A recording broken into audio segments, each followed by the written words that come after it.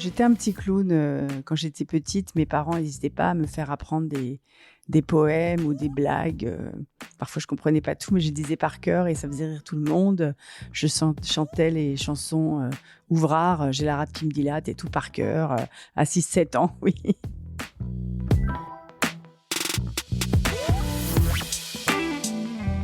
D'ombre et de lumière, quand les personnalités de la télé tombent le masque.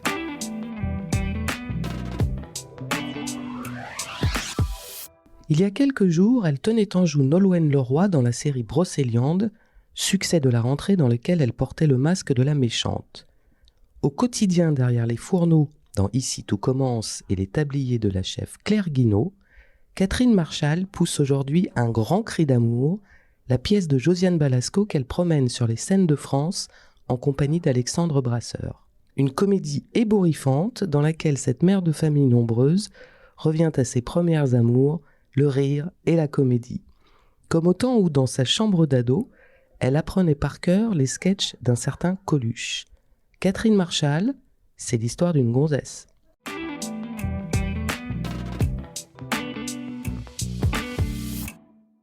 Eh bien, bonjour Catherine Marchal. Bonjour Isabelle Dombre. Eh bien, merci beaucoup de me recevoir chez toi. Donc, pour ce podcast d'ombre et de lumière, nous allons tenter de découvrir quelles sont les tiennes, tes zones d'ombre et tes zones de lumière. Et alors, parmi les zones d'ombre, il y en a une qui vient d'être révélée à la France entière. C'est que la méchante de Brocéliande, celle qui a un triple meurtre sur le dos, eh bien, c'est toi. Comment tu as vécu cet épilogue ? Écoute, oui, je crois que le succès, en tout cas la réussite, c'est que personne n'avait imaginé que ce puisse être moi la coupable de tous ces crimes affreux. Et qu'au final, voilà, tout le monde a été assez surpris. Et j'imagine que quand on lit un scénar dans lequel on sait qu'on est la coupable, c'est un petit plus produit. Ça rajoute un peu de plaisir puisqu'on joue tout en sachant qu'il faut pas qu'on le sache. Enfin, il y a une espèce de petite cuisine qui doit être assez gourmande. Ouais, exactement. Tu fais un petit jeu de mots n'est-ce pas ? qui me va bien. Oui, effectivement, c'est l'intérêt du personnage. Imaginons ce personnage sans cette fin. C'est un personnage secondaire qui a pas beaucoup de saveur, qui est très très lisse, qui est idéal. Et là, voilà. Et là, d'un seul coup, elle devient moins lisse, et c'est tout l'intérêt du personnage. Alors, juste, je voulais qu'on revienne sur ce fameux final dans lequel on te voit avec cette carabine. D'ailleurs, un final que tu as joué avec beaucoup de sobriété, je trouve. Donc, ma question elle est en deux parties. Ce parti pris d'être sobre, est-ce que ça vient de toi ? Ça vient du metteur en scène Bruno Garcia ? Et la deuxième partie de ma question, c'est comment on fait pour avoir l'air tout à fait naturel avec un énorme fusil de chasse, a priori, avec lequel on tire sur cette pauvre Nolwenn. Oui, c'est pas quelque chose que j'utilise tous les jours, effectivement. Par rapport au travail avec Bruno Garcia, c'est vrai que comme beaucoup de bons réalisateurs et de bons directeurs d'acteurs qui aiment les acteurs, il est dans une première phase à nous laisser faire un peu, voir ce qu'on propose, et éventuellement ensuite nous diriger par rapport à ce que lui voudrait. Il se trouve qu'assez souvent, la proposition de départ était à peu près en raccord avec ce qu'il voulait, avec ce qu'il avait en tête. Donc on a travaillé comme ça, vraiment en bonne intelligence. La sobriété, bon, c'est un peu ma marque de fabrique. C'est cela. Peut-être que c'est pas uniquement. Enfin voilà, c'est une manière de, comment dire, de rester sincère au maximum à 100%, de pas explorer des zones où peut-être je serais obligée de truquer ou de tricher. De faire des sortes de pistes, justement. On n'a pas vraiment le temps de le faire en plus dans les tournages d'aujourd'hui, que ce soit pour la télé ou le cinéma d'ailleurs. On est dans une économie où on tourne beaucoup plus vite qu'avant. Mais bon, bref, c'est un peu ma solution, j'ai envie de dire, pour donner le maximum de vérité à la situation. Il faut dire aussi quelque chose que j'ai remarqué dans les scénarios et dans l'écriture des scénarios, plus spécialement à la télévision, c'est qu'on est dans des dénouements qui sont très rapides et très explicatifs. Parce qu'il faut dire ce qu'on ne peut pas toujours filmer ou qu'on n'a pas eu l'occasion de filmer ou qu'on n'a pas le temps de filmer dans des formats comme ça. Ce qui fait que ces dénouements pour les coupables en général, parce que j'ai fait plusieurs autres films comme des Meurtras ou des téléfilms comme ça où le coupable c'était pas moi, donc c'est pas moi. En général c'est de l'autre côté de la loi. En général c'est plutôt moi, oui, je suis du bon côté en général. C'est toujours le plus difficile à jouer et le plus, pour employer un terme qui veut dire ce qu'il veut dire, c'est plus casse-gueule. Donc comment s'en sortir avec ça ? Eh bien, uniquement sans tricher, quoi. C'est ça. Voilà. En étant le plus sincère possible dans la situation et sans en rajouter, quoi. Non. Et alors, raconte-moi cette histoire de fusil, là. Comment tu t'es débrouillé avec ça ? J'imagine qu'évidemment, il était chargé à blanc, forcément. Oui, bien sûr. Comment on se retrouve avec ça, comme si c'était une petite cuillère, sans que ça encombre c'est vrai que je me rends compte qu'on m'a mis, t'as le fusil dans le coffre, tu ouvres le coffre, tu prends le fusil, elle court, tu lui tires dessus. Et en fait, je crois qu'on l'a fait comme si on me disait, tu t'assois là, tu prends un verre d'eau, tu te sers et tu bois. Je pense que inconsciemment, Bruno Garcia, le réalisateur, s'est dit, c'est pas la peine de lui expliquer comment ça marche. Elle sait, quoi. Et l'accessoiriste aussi a dit, je te dis pas comment ça marche. Voilà. Et tout le monde, personne m'a rien dit, en fait. Et là, je me rends compte après. Et effectivement, oui, je sais comment ça marche, mais c'est vrai que c'est pas un objet usuel quand même. Usuel. Et puis c'est un objet dérangeant, non ? C'est quelque chose. Ah, j'aime pas ça, ouais.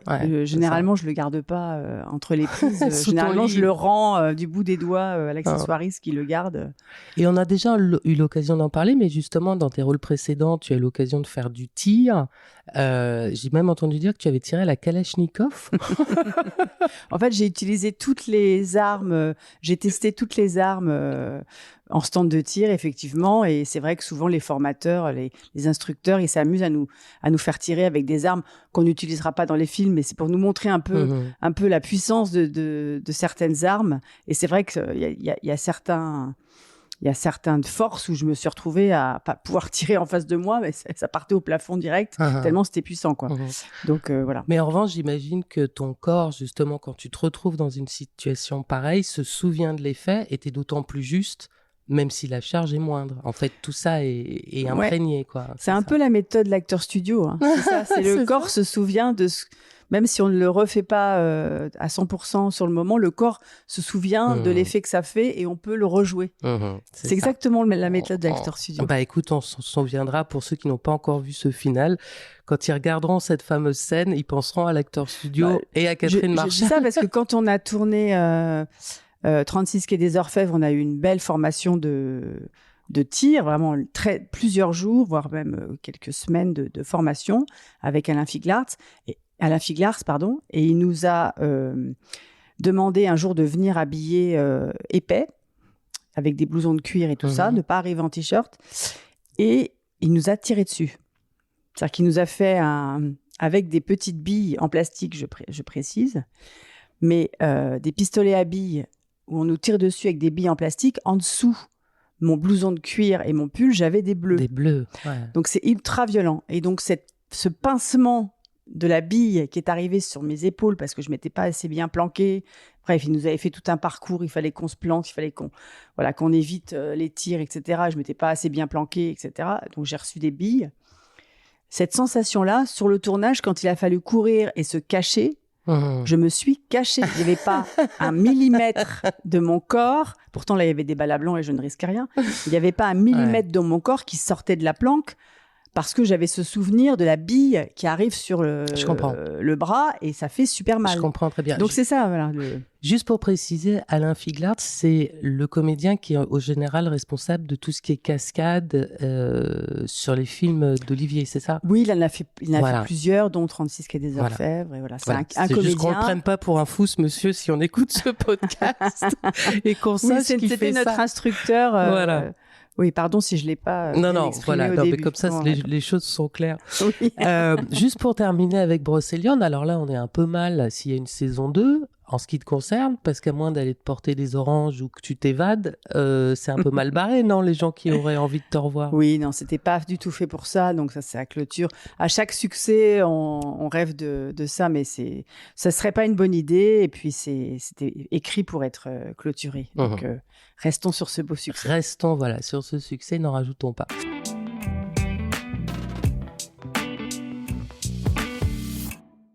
On en parlait tout à l'heure, on t'imagine souvent et on te projette souvent dans des rôles de flic, puisque tu en as fait, même si tu n'as pas fait que ça. D'ailleurs, on va en parler aussi dans ce podcast.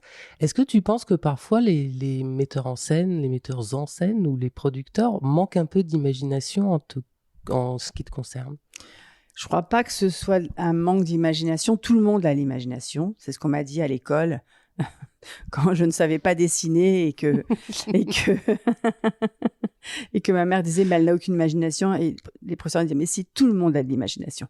Donc tout le monde a de l'imagination. Non, je pense que quand on construit un film ou un téléfilm, il faut se rassurer de quelque chose. C'est un risque à chaque fois qu'on fait un casting, à chaque fois qu'on lance une production, pour les producteurs essentiellement, pour les réalisateurs et tout, et de savoir que quelqu'un va incarner parfaitement un personnage parce qu'on l'a déjà vu dans ce même style de personnage, c'est rassurant. Ça rassure. Je crois que ça tient plus de ça que du manque d'imagination. Donc, aux comédiens aussi, de proposer des nouvelles facettes d'eux-mêmes et d'accompagner ces imaginaires. Tout à fait. Et à la fois, l'exercice pour moi d'avoir joué plusieurs flics, j'ai pas eu l'impression d'avoir joué à chaque fois le même personnage. Exactement. Donc, c'est aussi l'exercice, il est intéressant du fait de pouvoir en fait créer un autre personnage à chaque fois. Et c'est effectivement au comédien d'apporter un peu son travail et son imaginaire.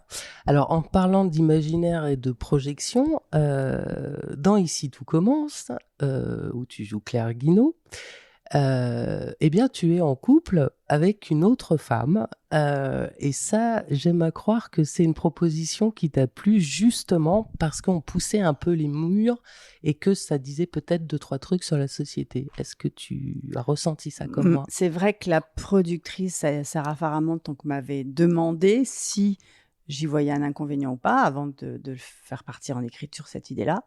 Donc évidemment, je n'avais aucun a priori vis-à-vis de ça. Je dirais même que dans ce genre de série, c'était le moment, l'endroit où on pouvait aborder ce thème-là. Parce que c'est ce genre de série où on aborde énormément de thèmes de société et on a le temps de les développer, on a le temps de les mettre en place sur la quotidienne. Donc, c'est encore plus intéressant. Et l'idée d'avoir évidemment une histoire d'amour, parce que dans ce genre de série, on a tous à un moment donné des histoires d'amour. Voilà. Ça des nous a histoires pas échappé. malheureuses, des histoires heureuses, des histoires rapides, des histoires longues. Voilà, on est obligé d'y passer. Donc, tant qu'à faire, avoir une histoire avec un garçon ou un autre, voilà, bon, j'ai envie de dire... banal. Oui, j'ai envie de dire, bon, voilà, ça aurait été un peu attendu, un peu, voilà, avec moins d'intérêt.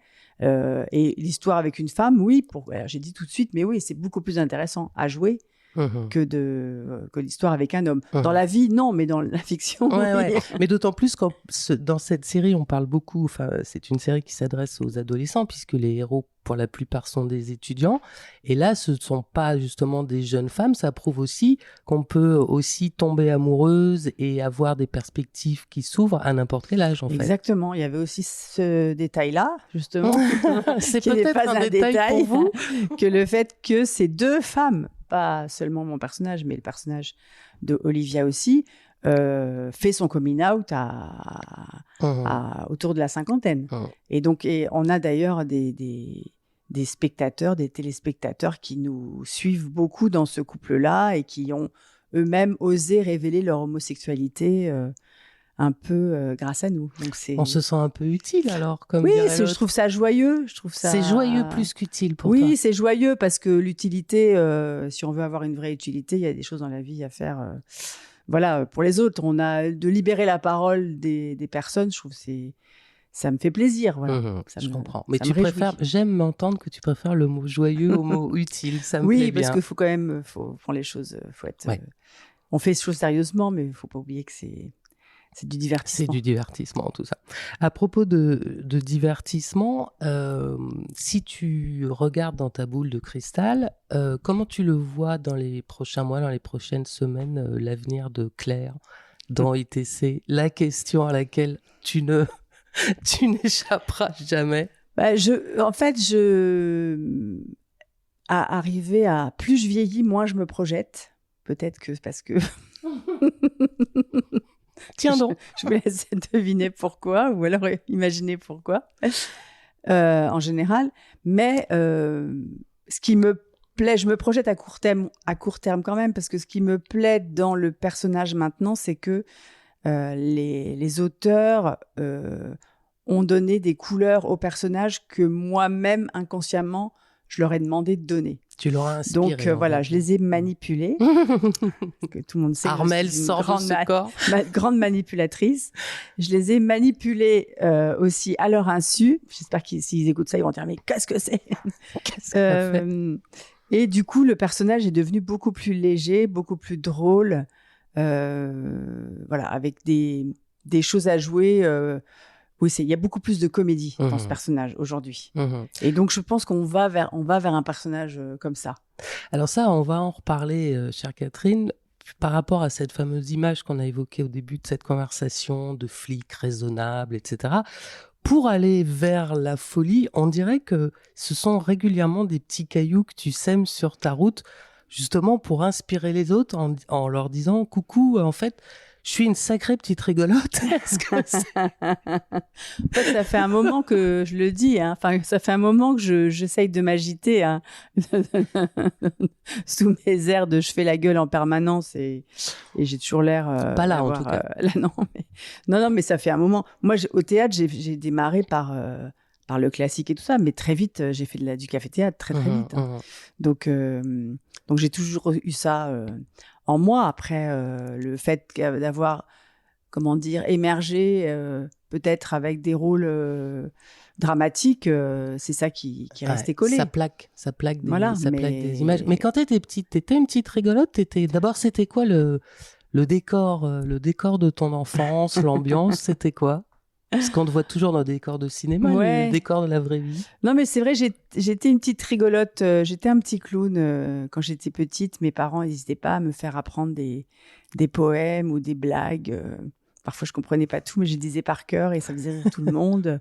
Je chantais les chansons Ouvrard, J'ai la rate qui me dilate et tout par cœur. Ah ouais. À 6-7 ans, oui. Je faisais les Félicie aussi, de Fernandel. Je faisais des choses comme ça. Voilà. J'apprenais par cœur les sketchs de Coluche dans ma chambre sur mon 45 tours. Mon Dieu, mais quel âge a-t-elle? Dans mon manche-disque, les gars. Et tu apprenais les sketchs de Coluche. Et alors, pour apprendre sur un 45 tours, je dis pour ceux qui ne savent même pas ce que c'est qu'un 45 tours, donc un disque vinyle, soit le disque vinyle, maintenant on connaît, mais oui, 45 tours, il n'y a plus beaucoup. Et on est obligé de remettre au début pour réécouter pour apprendre et pour écrire le sketch, parce que j'écrivais le sketch sur un papier, puis après je remettais le diamant au début pour écouter. Enfin bon. Vous voyez ce que donc c'était laborieux quand même. Il n'y a pas avance x5, retour x5, ça n'existe pas. Ça, c'était avant, ouais. Et donc, ça veut dire que la comédie, quand tu as commencé le théâtre, c'est quelque chose à laquelle tu te destinais ou tu n'avais pas forcément de goût particulier? Non, tu voulais jouer? À quoi je me destinais, c'était de faire du théâtre. D'accord. D'être sur scène. Pourquoi ça vous mange tellement de vouloir être sur scène? C'est le fait d'être allé au théâtre, tout simplement, emmener vos enfants au théâtre. Les vocations se déclenchent quand on voit les choses. Lire des livres donne envie d'écrire, aller au théâtre donne envie de jouer, aller au cinéma donne envie de faire du cinéma. Enfin voilà, on peut pas être nourri si on n'a pas de nourriture. Et tes parents t'emmenaient au théâtre? T'as des frères, des sœurs? Ouais, mes parents m'emmenaient au théâtre, ma grand-mère m'emmenait au théâtre, à la Comédie Française. Voilà, où j'ai vu la première fois le bourgeois gentilhomme et je me suis dit, mon Dieu, c'est là-dessus que j'ai envie d'être. C'est pas du tout à l'école ou ailleurs. Ok. Et parallèlement, tu étais plutôt une bonne élève. T'étais genre... Moyenne. Non, moyenne. Mais tu vois encore les projections. Moi, je J'avais te vois bonne élève, sérieuse. parce que j'en foutais pas une, clairement. Ça m'emmerdait royalement. Je voulais juste qu'on me foute la paix, donc j'avais la moyenne un peu partout pour D'accord. être tranquille, quoi. Mais Voilà. dans un coin de ta tête, tu savais que là où tu voulais aller, c'était sur scène. Ah oui, j'avais pas du tout prévu de faire d'autre chose. D'accord. Et c'était ton environnement, c'était sur Paris? T'étais sur Paris? Mais oui, mes parents habitaient à Paris. On a déménagé D'accord.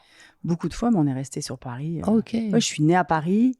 D'accord. Et je suis depuis 50 ans à Paris. Tout le monde sait mon âge. On était dans un tunnel. Oui, en plus là, tu fais pas de mystère là-dessus. Non, mais j'aime bien faire 50 ans.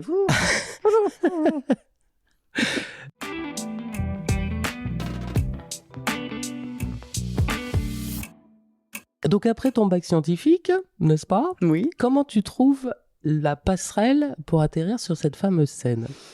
Mais il y a déjà, grâce au lycée dans lequel j'étais, Janson de Sailly, Ah oui. parce que j'étais déjà dans le club de théâtre du lycée, qui avait à l'époque, j'espère que ça existe toujours, un magnifique club théâtre avec une salle de spectacle à l'intérieur du lycée qui est très très sympa. Petite salle avec une scène, avec tout ce qu'il faut, une vraie salle de théâtre en bois, enfin magnifique, parce que c'est un lycée qui est magnifique quand même. Et donc j'ai démarré ma dernière année de mon bac, j'ai démarré le théâtre là, ce qui me permettait de sécher les cours. Ah carrément. Oui, parce que j'avais répète. Ah carrément. Ouais. Et sans scrupule. Ah ben j'avais répète. Ah oui, d'accord, t'avais répète. Bah oui, les profs c'est comme dans Molière, sans dot, donc t'avais répète. Oui, les profs disaient rien. Catherine, elle est où? Elle répète. D'accord. Ouais. Et là, t'avais quel âge à peu près pour qu'on comprenne bien que ça... Le bac, c'est 18 ans. Hein. D'accord, ok. Et donc, tes parents, ils t'envisageaient tout à fait comédienne ou ils flipouillaient un peu? Ah oui, ça leur plaisait bien. Quand j'ai trouvé mon premier cours de théâtre, après, ils étaient contents. Non, l'idée que j'ai une passion et une envie, c'est rassurant pour tes parents. Ce que tu ressens également pour tes enfants aujourd'hui? Évidemment, ouais. Quelle que soit cette envie. Quelle que soit cette envie. Si on contrarie une envie, on va à l'échec, c'est sûr. Donc il faut l'accompagner quoi qu'il arrive et quel que soit le risque. Ah oui, effectivement. Ah oui, 100% d'accord avec cette phrase. Ça me flatte. J'en suis ravie. Et alors ton premier grand souvenir de comédienne sur une scène, c'était quoi et c'était où? Ah ben j'en ai plusieurs, mais la première fois qu'on monte sur scène, il y a une espèce de... C'est comme si on était en plongée à 30 mètres sous l'océan, quoi. Il y a un truc d'hypnose, comme ça, il y a quelque chose de... C'est enveloppant d'être sur scène, même si on a répété, même si on a les plateaux, on a fait les lumières, on a tout fait, mais la première fois qu'on monte sur une scène et qu'on a une salle de 300, 500, 1000 personnes devant soi, ça vraiment... C'est une sensation d'être... enveloppé de quelque chose. C'est exactement la même sensation que quand on est sous l'eau. Sous l'eau. Avec donc une sécurité absolue. Moi, j'ai ressenti une plénitude et le trac, la peur incroyable. Eh ben, je l'ai jamais ressenti. Mais non. Et je ne sais pas pourquoi. Parce que tu es dans ton élément, comme un poisson dans l'eau, peut-être. Ouais, non, parce qu'il y a des comédiens qui sont dans leur élément, mais qui se... Bien sûr. Qui se dessus avant de jouer. Pas toi. Alors non, c'est comme si je rentrais chez moi. En fait, je rentre... voilà, c'est... Tu as ta place. Oui, tout est naturel. Il n'y a pas... Et je risque pas ma vie en plus, donc il peut rien se passer. Ah, vas-y, reviens un peu sur cette phrase, parce que ça aussi, elle te caractérise bien. Tu risques pas ta vie, c'est-à-dire... je monte sur scène, qu'est-ce qui peut m'arriver? Un trou, je dis j'ai un trou, les gars, désolé. Tout le monde ne réagit pas comme ça. Oui, toi, tu achètes cette chance-là, en fait. Ouais. Tu joues pas ta vie, il n'y a pas de danger de vie ou de mort. Je pense que j'aurais beaucoup plus peur à arriver à 6h du matin pour arrêter un truand du grand banditisme armé jusqu'aux dents. Là, je pense que j'aurais le trac, là. Mais cet esprit, le fait de justement de pas se laisser aller à des émotions un peu trop envahissantes, c'est quelque chose que tu as toujours eu? Comme une espèce de fil d'Ariane pour pas déraper, quoi, pour pas... Oui, certainement, mais je pense que c'est c'est aussi, je pense, dû à mon éducation. Voilà, c'est pas une protection, c'est pas vraiment une protection. C'est vraiment un état d'esprit de confiance en ce qui se passe, en fait. Et je pense que mes parents nous ont élevés dans un contexte où ils nous ont donné confiance en nous. Ça, c'est hyper important. C'est hyper précieux.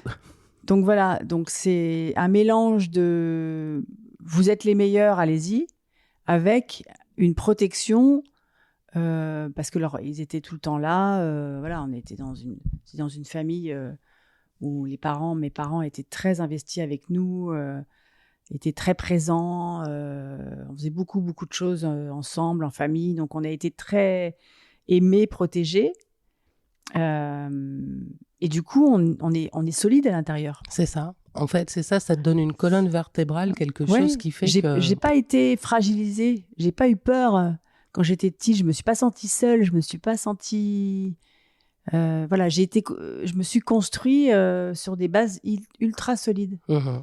J'entends et je vois, et on le voit depuis des années. Oui, donc c'est pas... attention, je cache mes sentiments pour me protéger. En fait, ça n'a rien à voir avec ça. C'est une évidence. Ouais, c'est juste que voilà, je gère les choses. Mmh.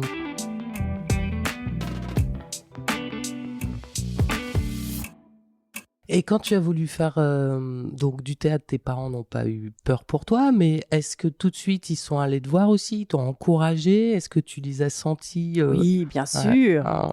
Et là, t'as pas eu peur quand tu étais face à eux, justement? Non, j'étais fière de leur montrer mon travail.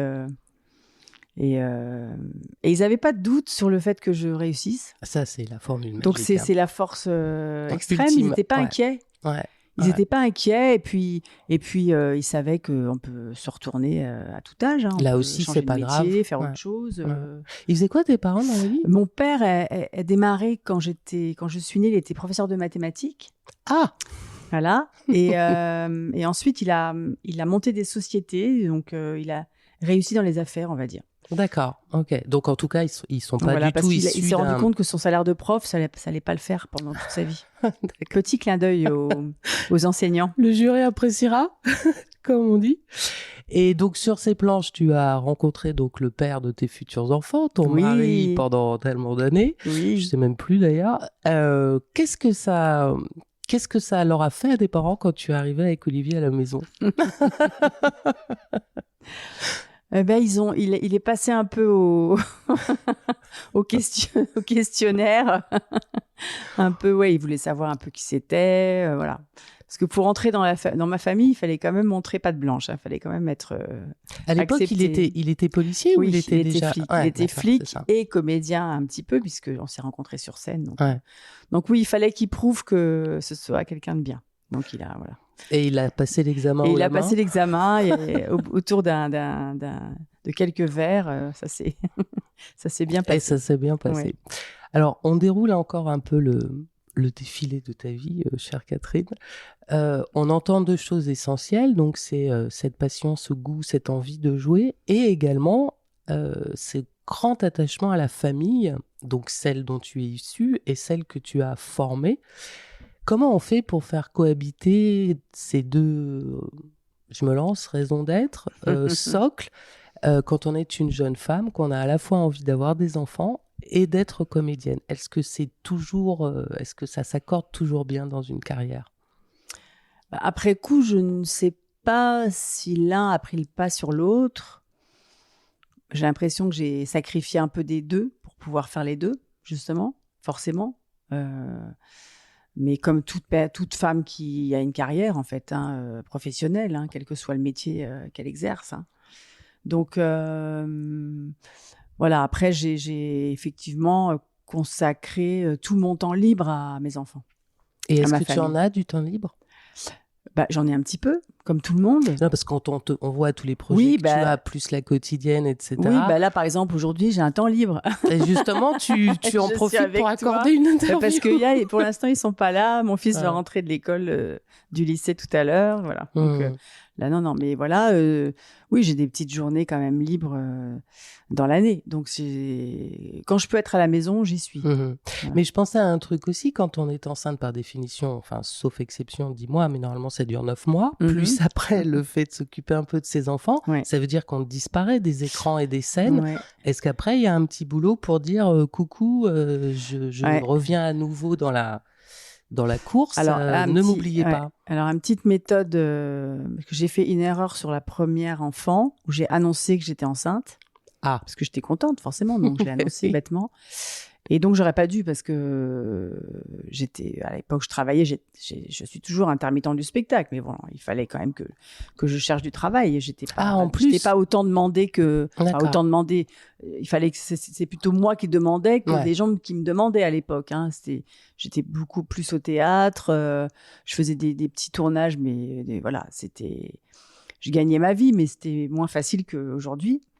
Et donc, le fait d'annoncer au directeur de casting, au réalisateur, au metteur en scène que je connaissais, etc., que j'étais enceinte, ils m'ont mis dans une catégorie enceinte pendant au moins 3 ans, quoi. C'est ça, t'as eu une grossesse de 3 ans. Donc je me suis dit, ok, en fait, ils ont oublié que pour eux, le temps, ils n'avaient pas compté quand est-ce que j'accouche, quand est-ce que machin. Donc, voilà. Donc, il ne faut pas le dire, en fait. Là, après, je ne l'ai pas dit. Quand j'étais enceinte de Ninon, donc qui a 19 ans là maintenant, donc ça date un peu. J'ai tourné une série pour TF1 avec un réalisateur que j'adore, Stéphane Capès. Ouais. Et j'étais enceinte, quand il m'a vue, j'étais enceinte de 3 mois pour faire une série, hein, donc il fallait que le rôle soit récurrent, etc. Bah oui. Avec Bernard Herlès et Jean-Michel Tinivelli. Et je lui ai dit à lui, je suis enceinte de 3 mois, il me fait ah là là et tout. Je dis ça se voit pas, je te jure ça se voit pas. Il me dit viens voir et tout. Je vais à la production, il me regarde, il fait ça se voit. Et effectivement ça se voit pas. Donc il m'a prise, j'ai tourné jusqu'à 5 mois. Ça se voyait toujours pas. Alors les derniers plans, dernier plan, le chef-op et le cadreur me dit Catherine, on peut plus te filmer de profil, là, c'est fini. Donc, mais après, j'ai accouché et puis j'ai repris le tournage après. Voilà, ça c'est des... Donc ça, toutes les femmes actives peuvent avoir la même expérience. Exactement, voilà. Quand j'ai tourné aussi, j'ai joué au théâtre souvent, j'ai rejoué au théâtre très très vite après mes accouchements. Voilà. Et tu as eu la chance juste d'avoir aussi la santé suffisante pour pouvoir mener tout le front. Bien sûr. Non, mais bien sûr, il fallait évidemment. Et puis les aides autour, et puis parce qu'un bébé, voilà, faut pouvoir le faire garder, des choses comme ça. Donc voilà, j'étais bien entourée, bien encadrée. Olivier, il s'est beaucoup occupé des bébés. Donc se lever la nuit, etc. Enfin toutes ces choses-là, tout le monde fait. Donc oui, en l'annonçant pas, ça restait dans ma vie privée finalement, et puis j'arrivais à tout cumuler. Et toi, tu t'arrangeais avec tous les gens autour pour continuer ta carrière et ta route de comédienne. Voilà.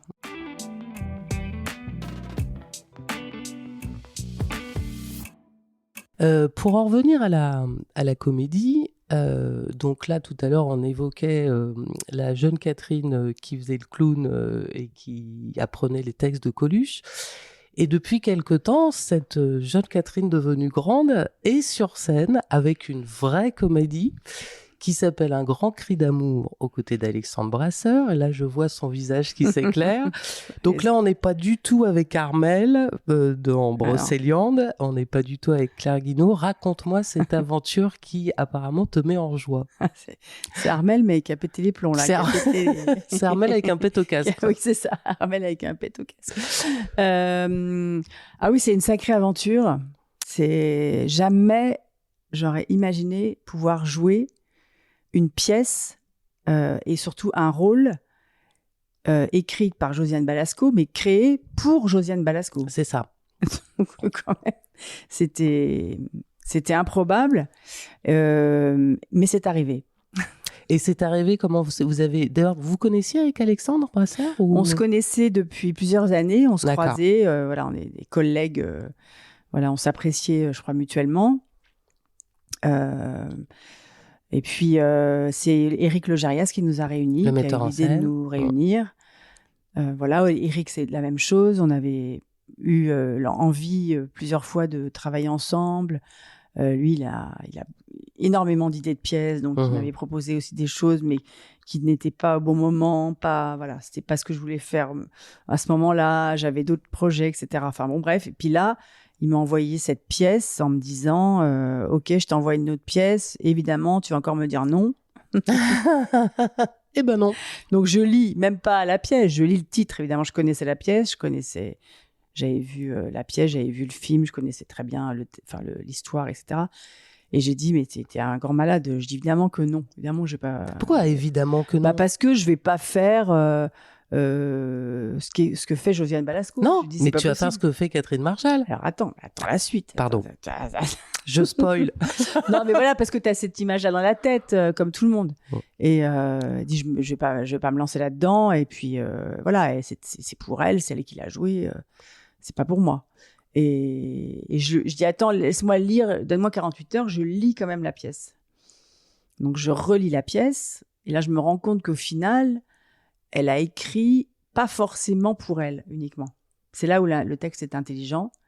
C'est en fait, c'est une comédienne d'un certain âge qui a eu une descente aux enfers à cause de l'alcool, qui a un ego surdimensionné de comédienne, qui et une angoisse de rechuter aussi. Voilà, qui est dans l'angoisse, qui est dans l'envie de plaire, qui est dans la séduction, et à la fois elle a une espèce de touche un peu de vulgarité. Bon, elle a toutes ces couleurs-là qui sont évidemment très drôles pour la comédie, mais ça peut être en fait n'importe qui. Oui, parce que tout ça c'est universel, ce sont Oui, les ça mêmes peut être peurs, Carole les mêmes Bouquet, angoisses, ça peut bien être sûr. Ariel Dombal, ça peut être voilà, toutes ces comédiennes-là voilà, qui ont un passé, qui ont un vécu, ça peut être toutes ces comédiennes-là. Donc ça peut être toi. Donc ça peut être moi. Donc voilà, donc j'ai demandé avant de me prononcer définitivement de faire une lecture avec Alexandre. Alexandre, je savais que c'était pour lui. Alexandre, j'étais sûre que c'était pour lui, il n'y avait pas de souci. Mais je voulais m'entendre moi. En fait, je me suis moi-même auditionnée. Tu t'es auto-auditionnée. Parce que tout le monde était partant, en fait. Alexandre était ultra partant pour que ce soit moi. Hein. Et Éric Logérias, évidemment, parce que c'était son idée. Et puis Jérôme Pouchet, le producteur des Grands Théâtres aussi. Enfin, ils étaient tous sûrs que c'était une bonne idée. Il y avait que moi qui pensais que peut-être il fallait... Donc, je me suis auto-testée en lisant. Mais toute seule? Non, avec les autres. D'accord. Mais c'était à la suite de cette lecture où on a lu, on s'est assez bien marré et le producteur a dit, c'est génial, allez, vous voulez faire quoi? Paris, tournée, qu'est-ce que vous voulez faire? On y va. Tout le monde était tellement enthousiaste que voilà. Donc, vous êtes sur les routes? Donc, on est sur les routes. On a démarré il y a très peu de temps. Là, on est à 4e représentation, 3e. C'est ça. Et on s'amuse déjà beaucoup.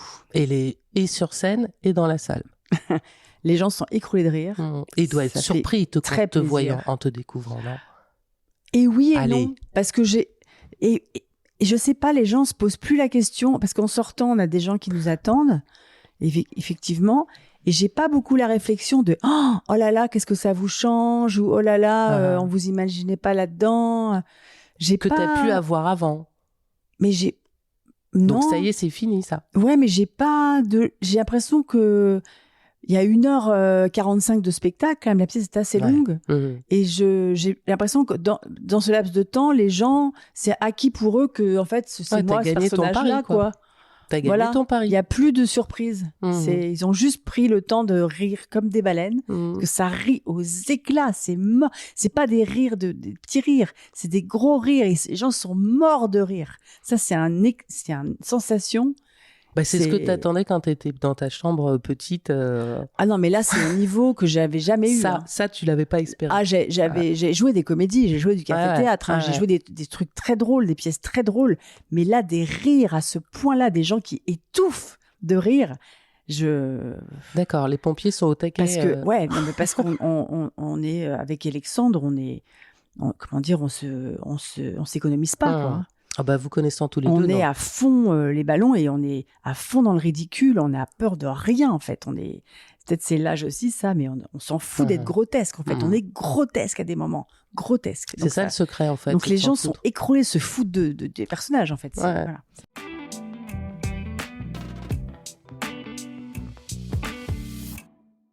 En tout cas, en t'entendant parler de ce grand cri d'amour, j'entends aussi un grand bol d'oxygène dans cette vie extrêmement riche avec plein d'aventures. Et évidemment, la question qu'on va se poser, parce que là, vous jouez, vous avez combien de représentations déjà? C'est énorme.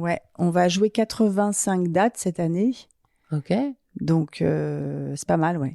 Alors, l'équation, toi qui es une mathématicienne, comment tu vas faire rentrer ces 85 dates avec l'emploi du temps d'une quotidienne? X égale. On a beaucoup de dates sur les week-ends déjà. D'accord. Fin de semaine, donc les débuts de semaine, oui, il va y avoir Ici tout commence. Je pense pas que mon personnage soit dans des énormes arches en avant cette année, mais il sera toujours présent. Ouais, bien entendu. Voilà. Ouais. Donc voilà, comme c'est une série chorale aussi, on a cette chance-là de pouvoir. Bien sûr. Voilà, être présent quand même. Et tu aurais de la place pour d'autres projets à l'écran? Bah, je vais pas dire non parce que personne va oui, m'appeler. j'en suis sûre. Oui. Non, mais là, en tout cas, il y en a pas. On sait pas. Ouais. Je peux sur un m'organiser. malentendu, ça peut. Ouais. Je peux m'organiser. Ça dépend. C'est possible. Ça dépend. Tout est possible. Voilà. Justement, tiens, pour conclure, j'avais envie de te demander, est-ce que il y a une phrase qui te suit dans la vie depuis longtemps? La phrase de mon fils, c'est pourquoi ça me vient. C'est pas ma phrase, mais il me fait rire avec cette phrase de Superman. Un grand pouvoir implique de grandes responsabilités. Ah bah. C'est Superman, c'est qui dit ça. Ah bah, un grand pouvoir génial. implique de grandes responsabilités. Mais je crois que c'est la même chose pour je dirais pas la notoriété, mais au moins la popularité. Voilà. La popularité implique la responsabilité de ce qu'on dit, de ce qu'on fait. Eh bien, écoutez, Superwoman, je te remercie beaucoup pour cette conclusion. Et puis, j'invite tous les gens à réfléchir à cette phrase dans leur quotidien.